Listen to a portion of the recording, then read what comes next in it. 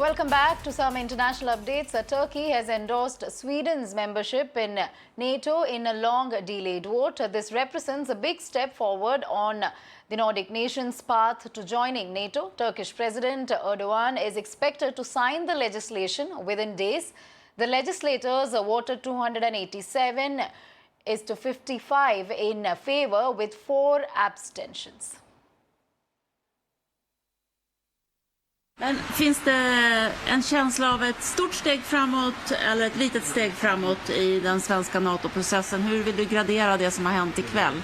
Ja, först och främst den svenska NATO-processen är inte avslutad förrän alla stater som behöver ratificera Sverige har gjort och lämnat in sina dokument till det amerikanska utrikesdepartementet. Nu har vi goda förhoppningar om att det här som har skett ikväll kommer att leda till att de turkiska papperna kan gå över och sen återstå de ungerska. Först därefter så kan vi betrakta oss som fullvärdiga medlemmar i NATO när vi också själva har deponerat vårt eget anslutningsinstrument.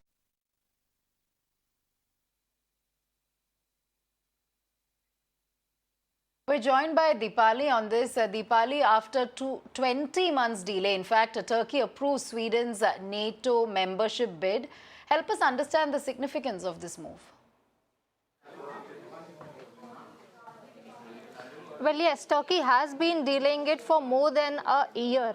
Sweden had applied for the NATO membership back in 2022. You know, this was just months after the Ukraine war broke out. But Turkey always said that the Kurdistan Workers' Party in Sweden, which is the PKK, it's a terrorist organization. And even European Union and United States also term it as a terrorist organization. But ever since then, Sweden has worked on its anti-terror laws. So after Turkey, it's only Hungary that remains as a hurdle because, you know, the European Union does not function like United Nations. Here, all members have to come to a joint consensus in order to pass a resolution. Each member has a right to veto in the European Union. So, but in there are some progress. There is, of course, progress in that direction also. Even Hungarian Prime Minister Viktor Orbán, he has called his Swedish counterpart to Budapest in order to discuss the same. But the bottom line remains that this will definitely come as a major blow for Russian President Vladimir Putin.